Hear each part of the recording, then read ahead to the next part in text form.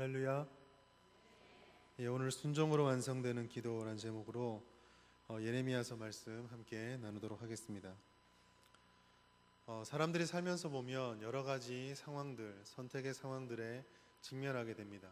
어떤 분들은 그게 직장의 문제일 수도 있고, 또 어떤 분들은 가정의 여러 가지 문제일 수도 있고, 또 여러 가지 문제들을 우리는 가지고 선택을 하게 되고 또 고르게 됩니다. 누군가 말했던 것처럼 인생은 B와 D 사이의 C다. birth, 태어남과 death, 죽음 사이의 choice, 선택이다라고 말했던 것처럼 참 선택은 우리를 참 어렵게 만들죠. 그 선택이 어려운 이유가 뭘까요? 그것은 우리가 어떤 선택을 할 때에 그 선택의 결과를 알 수가 없다라는 데 있습니다. 만약 우리가 그 선택을 할 때 내가 이런 선택을 하면 이 일은 이렇게 진행이 돼서 이렇게 끝이 난다 라고 확신할 수 있으면 어떻게 선택하는 게 어려울 수 있을까요? 많은 사람들이 선택을 그 결과를 확신할 수 없기 때문에 사람들은 선택을 어려워합니다. 그래서 어려운 선택의 순간에 되면 많은 사람들이 어떤 절대적인 존재나 힘을 의존하게 되죠. 저는 부산에서 왔습니다. 대구에서 제일 유명한 산이 팔공산이죠. 팔공산에 갓바위 하면 부산도 유명합니다. 얼마나 유명하냐면 수능철만 되거나 아니면 그 석가탄신일만 되면 부산의 새벽에 여기저기서 팔공산 가겠다고 고속버스가 길에 줄을 서 있습니다. 왜 그 사람들이 그렇게 거기를 쫓아갈까요? 혹시나 하는 기대. 그렇게라도 해야지 내 아이가 대학을 붙을 것만 같고, 그렇게라도 해야지 내 일이 잘 될 것만 같은 그 마음이 아니겠습니까? 우리 그리스도인들은 어떻습니까? 저희들도 어려운 일이 있거나 힘든 일이 있으면 하나님께 기도하고 하나님을 의존합니다. 많은 사람들에게 있어서 그런 의존은 결코 가벼운 것이 아닙니다. 하나님을 찾는 그 마음이 어떻게 가벼울 수 있겠습니까? 선택의 문제는 다른 사람이 판단할 수 없습니다. 자기가 가지고 있는 선택의 문제, 자기가 가지고 있는 기도의 제목은 자기한테는 가장 중요한 문제죠. 다른 누군가 볼 때는 나는 너 정도만 돼도, 우리 집사님 정도만 되면 좀 웃으면서 살 수 있을 것 같아 라고 말할지 모르겠지만 사실 본인한테는 그게 가장 심각한 문제거든요. 쉽게 말해서 그렇기 때문에 모든 사람의 기도 제목은 다 간절하고 다 어렵고 다 힘든 겁니다. 그런데 여기서 우리가 조금 주의해서 생각해 봐야 될 것이 있습니다. 무엇이냐면 그렇게 기도하는 사람들이 간절한 것은 상관없이 기도하는 우리들에게 생길 수 있는 허점이 있다라는 것입니다. 오늘 말씀은 그러한 허점이 어디서부터 나고 우리가 기도할 때 무엇을 조심해야 되고 어떠한 것이 중요한지를 잘 말씀해 주고 있습니다. 오늘 말씀의 본문은 선지서에 있습니다. 선지서는 우리가 잘 알다시피 하나님의 말씀을 어겼던 이스라엘을 향해서 내가 지금껏 이렇게 너희들을 가르쳤는데 그걸 지키지 않았으니까 난 앞으로 너희들을 이렇게 징계하고 고면할 것이다 라고 하는 심판의 말씀입니다. 지속적인 우상 숭배와 율법을 어겼던 이스라엘은 남유다와 북이스라엘로 갈라져서 아수르와 바벨론의 차례로 멸망을 당했습니다. 예레미야의 메시지는 바로 이와 같은 이스라엘, 특별히 남유다를 향해서 이미 하나님의 징계가 결정이 되었으니까 그 징계를 받아들이고 하나님 앞에 겸손해야 된다라는 그런 메시지를 선포하는 내용입니다. 하나님의 말씀을 따르고 하나님의 말씀을 가지고 있다고 생각했던 이스라엘 사람들에게 있어서 너희가 하나님의 징계를 받게 되었으니 이제 바벨론에 멸망을 당할 것이다. 살려면 바벨론에게 항복하고 그렇지 않으면 너희는 다 멸망할 것이다 라고 말하는 예레미야는 반역자였습니다.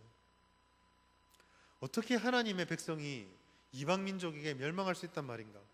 그리고 선지자라고 한다면 어떻게 이런 말을 우리에게 할 수 있을까? 그래서 예레미야는 그 사역에 평생에 걸쳐서 환영받지 못하는 메시지를 전했던 사람이고 더군다나 그 내용조차도 정말 말씀만 드리기 힘든 거였거든요.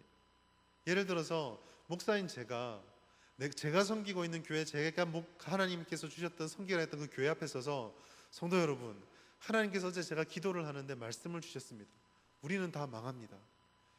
이 말씀을 전할 때 어떻게 그 메시지를 전하는 메신저가 기쁠 수가 있겠습니까?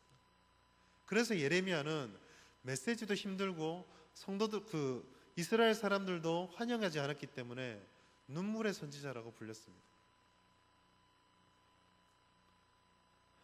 결국은 어떻습니까?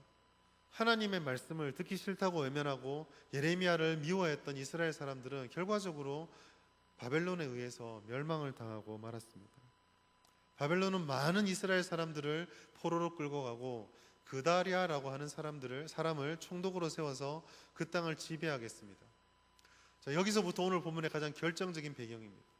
이 그다리아라는 사람을 이스마엘이라는 사람이 암살해 버렸습니다.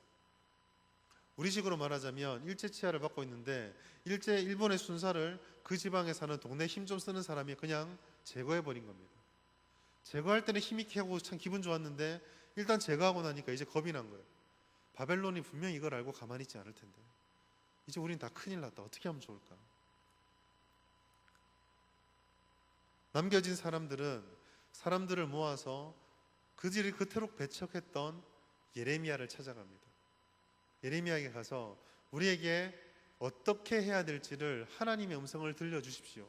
당신이 기도하셔서 우리에게 하나님의 메시지를 들려주십시오 라고 말을 했습니다.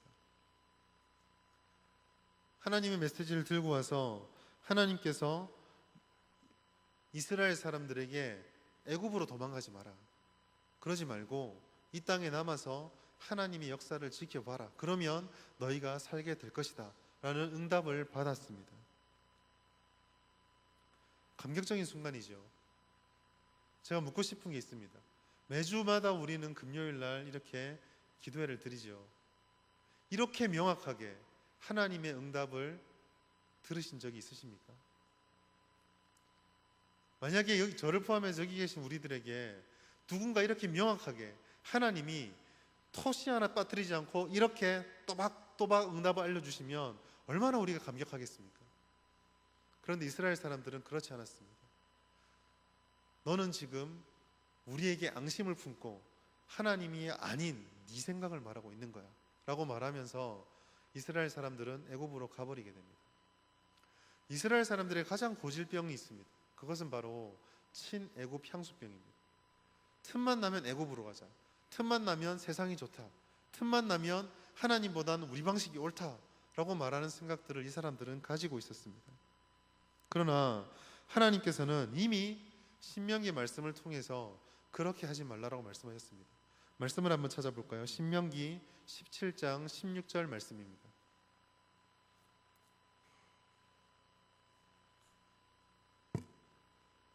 신명기 17장 16절 말씀입니다.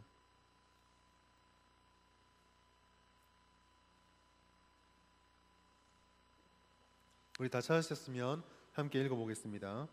그는 병마를 많이 두지 말 것이요 병마를 많이 얻으려고 그 백성을 애굽으로 돌아가게 하지 말 것이니 이는 여호와께서 너희에게 이르시기를 너희가 이후에는 그 길로 다시 돌아가지 말 것이라 하셨음이며. 아멘. 이 말씀이 주시는 메시지는 뚜렷합니다. 하나님의 백성인 이스라엘은 세상적인 힘을 의지하지 말고 그 힘을 가지고 있는 소위 선진국이라고 말하는 애굽으로 돌아가지 마라. 너희가 나왔던 그 세상으로, 예수 믿기 전으로, 구원받기 전으로, 하나님 은혜 받기 전으로 세상적인 방식으로 돌아가지 마라 라고 하나님이 말씀해 주신 것입니다. 그런데 오늘 이 바벨론이라는 공포 앞에서 이스라엘 사람들은 다시금 한 번 더 애굽으로 돌아가는 것을 요구하고 추구하고 있습니다. 결과적으로 아시겠지만 이 사람들은 결국 예레미야까지 이끌고 애굽으로 갑니다. 어떤 결과가 벌어졌을까요? 바벨론이 이 이스라엘 사람들에게 분노해서 이스라엘을 거쳐서 이스라엘 받아준 애굽까지도 멸망시켜버립니다. 오늘 이 상황, 첫 단추부터 잘못 끼워져서 계속 삐걱거리기만 하는 이 상황 속에서 우리가 들을 수 있는 메시지가 있습니다. 첫 번째로 유다 사람들이 예레미야에게 나와서 우리를 위해서 하나님께 기도해 주십시오, 하나님이 들려주시는 대로 우리가 순종하겠습니다 라고 보여졌던 이 겉모습이 가짜라는 것입니다. 예레미야 42장 6절에 보면 오늘 이 43장 말씀의 배경과 같은 말씀인데 42장 6절에 보면 이 사람들이 이렇게 말하고 있습니다. 우리가 당신을 우리 하나님 여호와께 보냄은 그의 목소리가 우리에게 좋든지 좋지 않든지를 막론하고 순종하려 함이라. 분명히 이 사람들이 자기 입으로 말했습니다. 하나님께서 무슨 말씀을 하든지 그게 우리에게 딱 좋은 말씀이든 우리가 받기 너무 힘든 말씀이든 상관없이 내가 순종하겠습니다. 그러니 가셔서 하나님 음성을 좀 물어주십시오. 그러나 예레미야로부터 하나님 말씀이 오자마자 이 사람들은 돌변해버립니다. 오늘 본문은 43장 2절 말씀입니다. 호사의 아들 아사랴와 가랴의 아들 요하난과 모든 오만한 자가 예레미야에게 말하기를 내가 거짓을 말하는도다. 우리 하나님 여호와께서 너희는 애굽에서 살려고 그리로 가지 말라고 너를 보내어 말하게 하지 아니하셨느니라. 분명히 좀 전에 하나님께서 무슨 말을 하든지 우리가 순종하겠습니다 라고 말해놓고 애굽 가고 싶어 했던 자기들의 마음과 상관없는 다른 애굽 가지 마라 라고 하는 말씀이 들리자마자 그럴 리가 없다. 당신이 거짓말을 하는 것이다. 하나님은 우리에게 애굽으로 가라고 가지 말라고 하실 리가 없다 라고 말씀하고 있는 것이죠. 이 사람은 순식간적으로 예레미야를 거짓말하는 선지자, 거짓말쟁이로 만들고 있습니다. 어쩌면 우리는 응답을 기다리는 동안 바벨론에게 있어서 그런 상황들이 참 많이 변했기 때문에 이렇게 바뀌었을 것이다 라고 좋게 생각할 수도 있습니다. 그런데 성경의 진단은요 훨씬 더 적나라하고 안타깝습니다. 성경은 이러한 유다 사람들의 반응이 원래 유다 사람들이 가지고 있는 고질병이다라고 콕 집어 말하고 있습니다. 예레미야 42장 20절부터 21절 말씀 보면 이렇게 되어 있습니다. 중간부터 읽겠습니다. 너희 마음을 속였느니라. 너희 하나님 여호와께서 나를 보내사 너희에게 명하신 말씀을 내가 오늘 너희에게 전하였어도 너희가 너희 하나님 여호와의 목소리를 도무지 순종하지 아니하였은지. 이 구절은 참 섬뜩한 구절입니다. 왜냐하면 오늘 방금 제가 읽은 이 구절은 43장에 있는 이스라엘 사람들의 반응이 나오기도 전의 말씀입니다. 무슨 말이냐면 하나님의 말씀을 듣고 와서 예레미야가 애굽으로 가지 않으면 삽니다 라고 말씀을 전해놓고 이스라엘 사람들이 좋다 싫다 말하기도 전에 그런데 내가 지금 이렇게 하나님 말씀을 전했지만 너희들은 처음부터 하나님의 말씀을 곧이곧대로 듣는 걸 싫어하는 사람들이니까 분명히 이 말씀도 순종하지 않을 것이다. 너희는 항상 너희 마음을 하나님 앞에서 속이고 있다. 겉으로는 하나님밖에 없습니다. 하나님 들려주시면 그대로 순종하겠습니다 라고 하지만 중심을 깨뜨려 보시는 하나님께서는 벌써 너희의 속마음을 알고 있다라고 지적하고 있는 것이죠. 이 말씀이 우리에게 주는 교훈은 참 심각합니다. 처음 이렇게 만나는 설교 때부터 심각한 말씀을 드려 죄송한데 우리가 하나님께 기도를 드릴 때마다 우리 마음속에 우리가 때로는 의도할 수도 있고 아니면 우리의 연약함 때문이기도 하지만 이처럼 하나님 앞에 나왔던 모습과 하나님 앞에서 순종하는 모습, 우리의 마음의 본심의 모습이 다를 수가 있다는 것이죠. 여기 계신 모든 우리 성도님들은 하나님을 향해서 사랑한다라고 고백하고 하나님께 예배를 드린다라고 진심을 다할 것입니다. 여기 계신 모든 성도님들은 저를 포함해서 하나님의 음성을 듣기를 갈급해할 것입니다.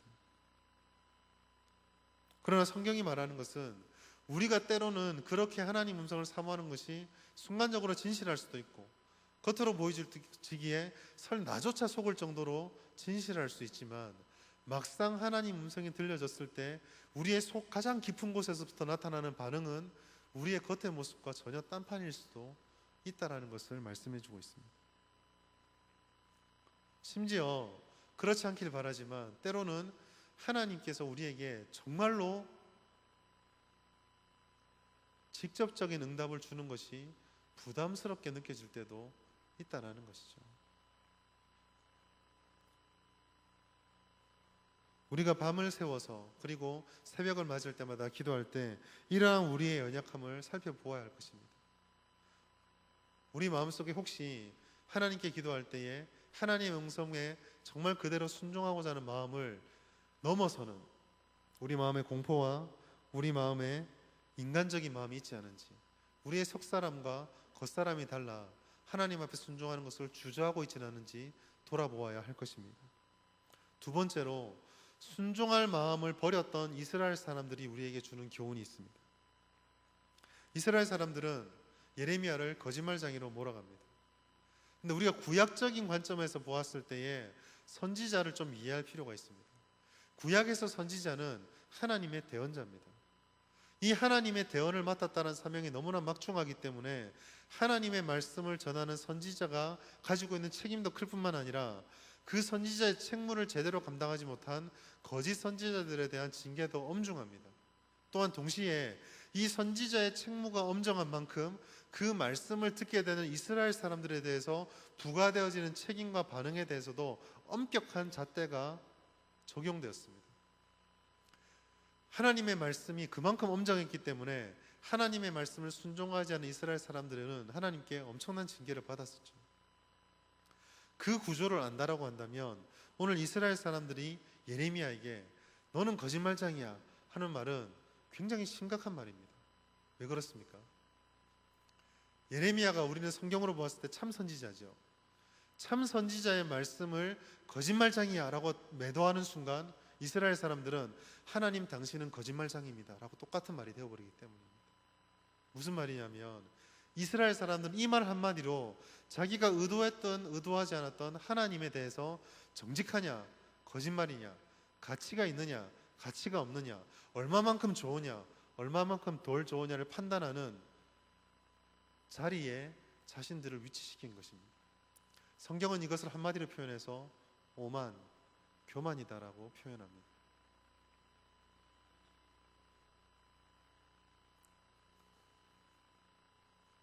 하나님의 말씀을 따르기를 거부하고 하나님의 말씀을 자신들의 뜻을 따라 변경하기를 원했던 이스라엘, 자신들이 하나님이 종이 아니라 하나님이 우리를 따라와 주길 바랐던 이스라엘은 하나님께서 주시는 그 말씀의 뜻을 깨달을 수 없었습니다. 그래서 이들은 정말 말도 안 되는 억측으로 예레미야를 매도합니다. 너는 바벨론에게 무언가를 받았을 거야. 너는 바벨론과 뭔가 짝짝꿍이 맞는 게 있을 거야. 너는 바룩이라는 사람에게 속아서 그렇게 된 거야 라고 오만 억측과 상상을 하며 자신들이 애굽으로 갈 수밖에 없는 상황을 자꾸 찾아내고 있습니다. 교만과 오만에 빠지면 가장 심각한 점은 자기 자신을 보는 능력을 상실해 버린다는 것입니다. 칼빈이, 종교개혁자인 칼빈이 이렇게 말을 했습니다. 하나님을 아는 지식, 인간을 아는 지식의 배경이 된다. 무슨 말이냐면 자기 자신을 가장 잘 알 수 있는 유일한 방법은 하나님을 더 잘 알고 더 깊이 아는 길밖에 없다라고 칼빈은 얘기를 했습니다. 교만하면 하나님을 알 수 없습니다. 하나님을 향해서 오만한 마음이 들고 하나님의 말씀을 고지그대로 받아들이지 못하면 하나님을 통해서 우리를 바라볼 수 있는 능력을 상실해버립니다. 자신을 점검하는 능력을 상실해버리기 때문에 그 다음 자연스럽게 따라오는 반응은 우리 주변에 있는 다른 이유들, 내 환경이 어떤가, 내가 가지고 있는 주변의 사람들이 어떤가, 이런 다른 요소들을 자꾸 통해서 이유를 찾고자 합니다. 그러다 보니 인간적인 마음과 인간적인 마음이 충돌하게 되고 인간적인 환경과 인간적 환경이 충돌하면서 자꾸 상처가 생기고 분쟁이 생기고 부딪힘이 생기게 되는 것입니다. 성경은 지속적으로 우리에게 이러한 어리석음과 연약함과 나약함이 있다라고 말씀하고 있습니다.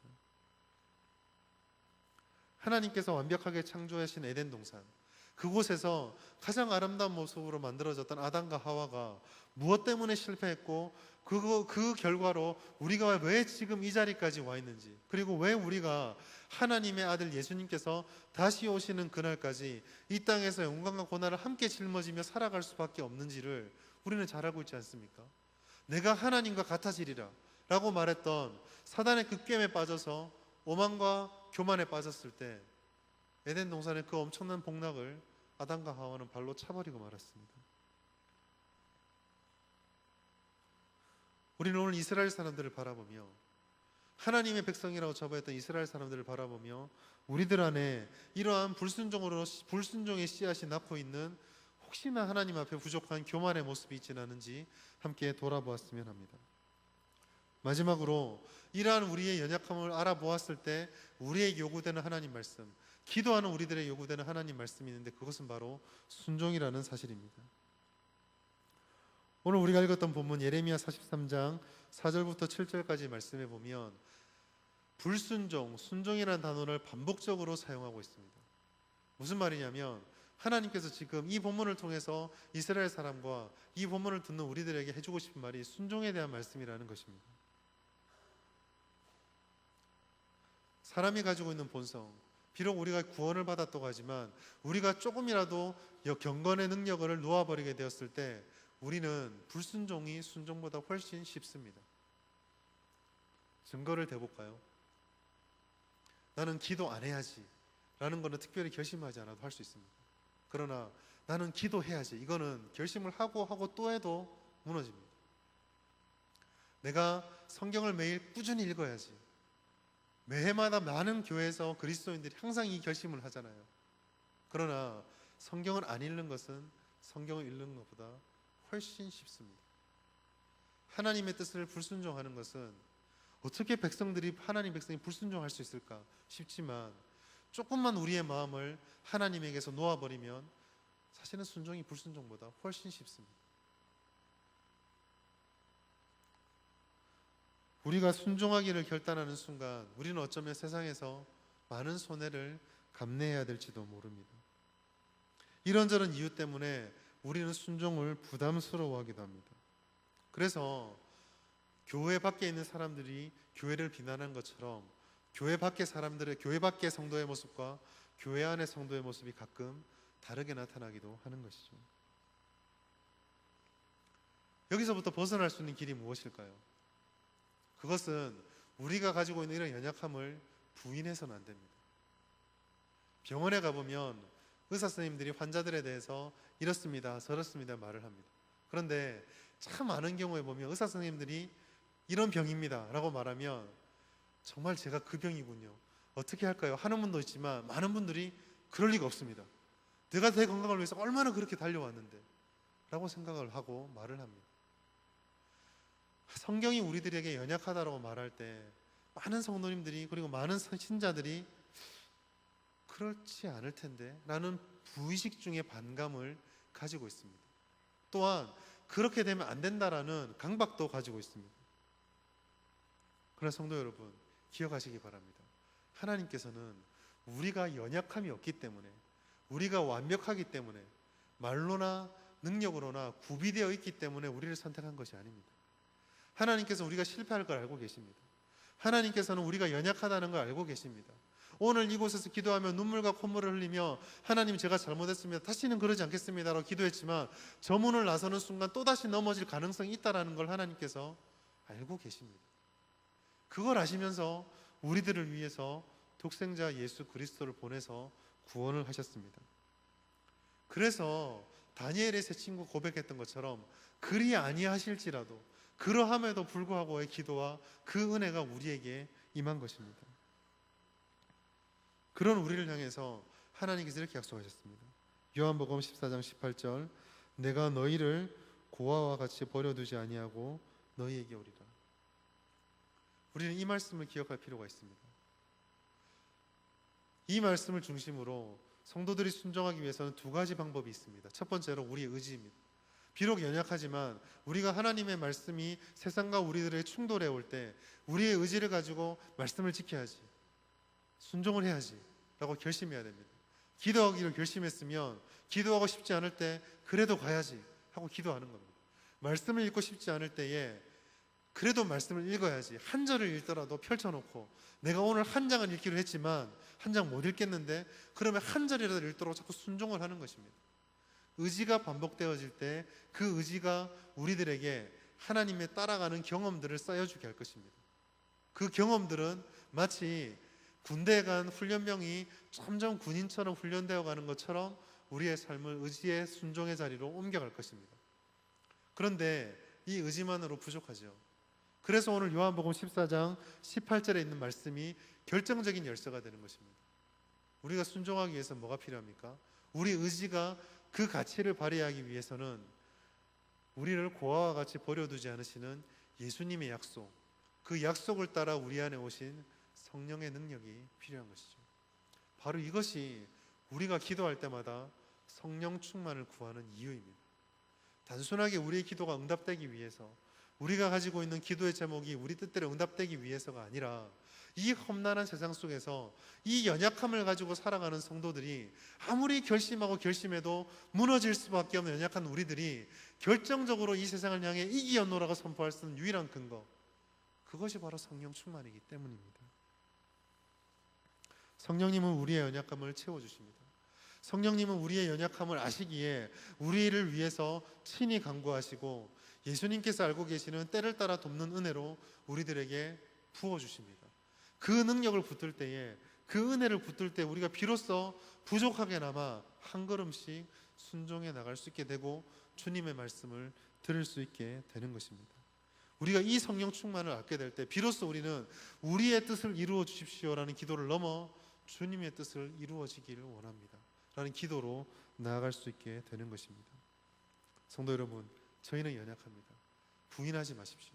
부인한다고 우리 연약함이 사라지는 것이 아닙니다. 그러나 우리가 우리의 연약함을 겸손하게 인정하고 주님께 나아가 우리의 연약한 의지를 받아주십시오. 우리의 연약한 의지가 발휘될 수 있도록, 지킬 수 있도록 성령 충만을 주십시오. 싸울 수 있도록 힘을 주십시오. 그러면 우리가 이 세상에서 부족하게나마 주님의 백성답게 살아가겠습니다. 그렇게 기도하기를 원합니다. 그렇게 되면 하나님의 무한한 공급하심이 약속을 따라 우리에게 임하게 될 것입니다. 말씀을 맺겠습니다. 우리가 하나님 앞에 기도할 때마다 우리 안에 겉과 속이 다른 모습이 있음을 자각하고 깨닫게 되시기 바랍니다. 그리고 그 다른 모습이 우리를 교만의 자리로 자꾸 끌고 가려고 할 때에 그 내면의 음성에 제동을 겁시다. 그리고 하나님께 기도했으면 좋겠습니다. 하나님, 우리가 우리를 연약하게 자꾸 무너뜨리려고 하는 그 약한 모습이 아닌 우리 의지를 다해서 주님을 따르겠습니다. 우리의 약속하신 성령을 주십시오. 우리 안에 계시는 성령께서 충만함을 더하셔서 우리의 기도가 땅의 기도로 끝나는 것이 아니라 하늘에 올려지는 기도가 되게 하여 주십시오. 그렇게 될 때에 비로소 우리는 순종으로 완성되는 기도, 기도와 삶이 일치되는 그러한 신앙생활을 하게 될 것입니다.